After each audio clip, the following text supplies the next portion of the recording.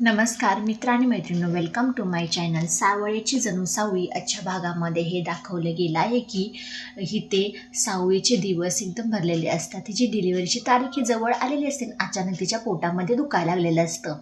तेव्हा तिथे एक नर्स असतात. त्या म्हणतात, अगं सावळी, तुला ना त्रास व्हायला लागला आहे, चला आपण डॉक्टरांकडे जाऊया. लेबर पेन तुला आत्ता सध्या चालू झाली आहे. तोपर्यंत सावळी कशी बशी ती जाते. तोपर्यंत इथे सावळीची जे काय अवस्था पाहून, तिचा आरडा ओरडा ते सगळं पाहून ते सारंग एवढा लांब असून सुद्धा काहीतरी होतंय. त्याला आतून खूप घाबरल्यासारखं, म्हणजे चिंताजनक असं काही वाटतं की खरंच माझ्या सावळीला आता सध्या काहीतरी होतंय, खरंच माझी गरज आहे तिला. म्हणून सारंग परत गाडीतून तो घरी जायला निघतो. सावळी एवढ्या त्रासातून गोंडस 2 मुलांना जन्म देते. ती नर्सबाई असते, म्हणते की सावळी बघ ना, अगं तुला मुलगा झाला आहे, विठुरायाच्या कृपेने बघतो. पण डॉक्टरही म्हणतात, अगं तुला मुलगा नाही, एक मुलगी सुद्धा झाली आहे आणि तुला जुळी झाली आहे, जुळी. सावळी म्हणते, खरंच ही विठुरायाचीच कृपा आहे. आणि एकेकाळी माझ्यावरती असं काही कलंक होता की मी आई नाही होऊ शकत, पण विठुरायाने माझ्या पदरामध्ये 2-2 लेकरं टाकली आहे. तोपर्यंत ती विठुरायाची धन्यवाद मानते. आणि खरंच तोपर्यंत इथे सगळं काही व्यवस्थित झाल्यानंतर ना ते गुंडसुद्धा बाहेरच, हॉस्पिटलच्या बाहेर उभे असतात. राजकुमारला फोन करतात की सावळीची डिलिव्हरी झाली आहे, तेही नॉर्मल, तिला 2-2 मुलं झाली आहेत. तर राजकुमार म्हणतो, काय 2-2? तेही जुळे आणखीन? त्यांना कसलंही काही जरा करा आणि त्यांना मारून टाका, त्या 2 पोरांना. सावळी भरे जिवंत राहिली तर चालेल, पण त्या पोरांना अजिबात जिवंत ठेवायचं नाही. त्या सावळी आणि सारंगच्या ह्या दुनियासुद्धा बघून द्यायची नाही, असं काही तो राजकुमार बोलत असतो. तोपर्यंत गुंडांचं बोलणं चाललेलं असतं की सावळीपाशी ज्या काही 2 नर्स असतात त्या जर बाजूला तिथून झाल्या, सावळी एकटी असताना तिच्या बाळांना आपण उचलायचं आणि तिथून पळ काढायचं आणि त्यांना मारून टाकायचं, जसं राजकुमार सरांनी सांगितलं आहे त्या हिशोबाने. तोपर्यंत इकडे सगळं काही चालू असताना त्या गुंडांचं बोलणं त्यातली एक नर्स ऐकते आणि सावळीपाशी धावत पळत जाते. म्हणते, सावळी पटकन तू तुझ्या बाळांना घेऊन इथून पळून जा. सावळी म्हणते, काय झालं? अगं 8 महिन्यापूर्वी जे गुंड तुझ्या पाठी लागले होते ना, तेच आता इथे आले आहेत आणि तुझ्या बाळांना ते मारणार आहेत. सावळीसाठी एक खिडकी खोलते, खिडकीतून उडी मारून सावळी जंगलाच्या दिशेने धावते. पण तेच गुंड सावळी पळताना बघता त्यांचा पाठलाग करतात. सावळी म्हणते, विठुराया, कोणती परीक्षा घेतोयस तू? आत्तापर्यंत माझ्या जीवावरती उठले होते आणि माझ्या आता लेकरांवरती काय झालंय तरी काय? आणि हे सगळं काही कोण करतंय त्याचा मार्ग नाही. तोपर्यंत एवढं सगळं चालू असताना राजकुमारचं मत असतं की जगन्नाथने जी काही भविष्यवाणी केलेली असते की त्या मुलांनीच तुला इथे मारणार आहेत आणि तुझा शेवट ती पोरच करणार आहे. त्यासाठी त्या पोरांना तो मारत असतो.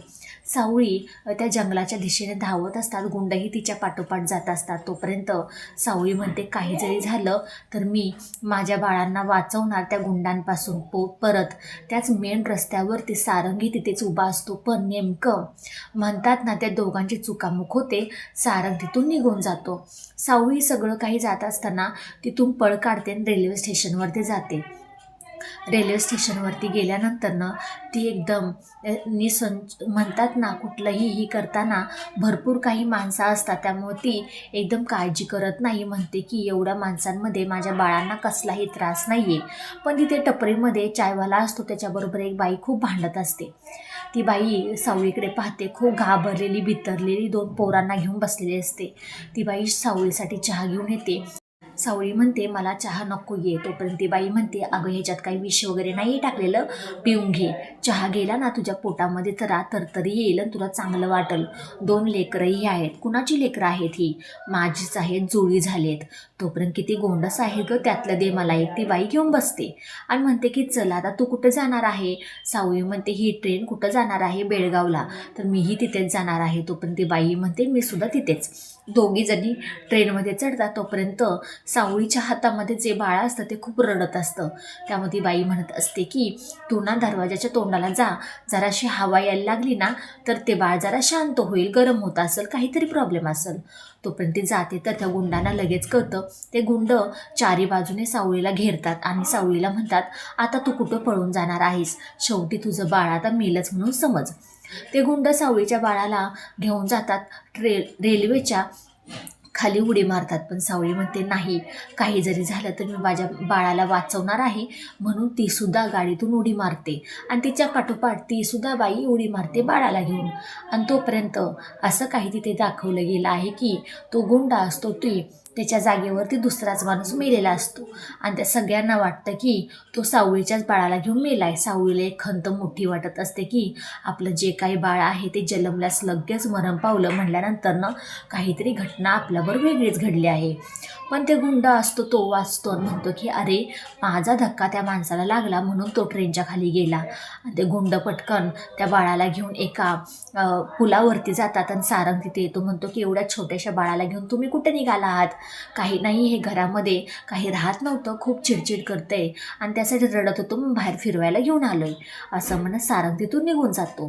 पण सारंगच्या काहीतरी डोक्यात वेगळंच चाललेलं असतं. कारण की सारंग पाहतो तर काय, ते गुंड त्या बाळाला घेऊन पुलावरनं खाली टाकणार. तो पण सारंग तिथे येतो, त्या बाळाला वाचवतो. येणाऱ्या भागामध्ये पाहूया आपण की शेवटी सारंगचे बाळ सारंगपाशी आलेले असतं. व्हिडिओ शेवटपर्यंत पाहिल्याबद्दल खूप सारे मनापासून धन्यवाद. आवडल्यास लाईक, शेअर, सबस्क्राईब करायला अजिबात विसरू नका. आणि हो, आपल्याला शॉर्ट्स व्हिडिओही यायला लागलेले आहेत, तुम्ही त्याला भरपूर असा प्रतिसाद द्या आणि देताय त्याच्याबद्दलही धन्यवाद. बाय सगळ्यांना.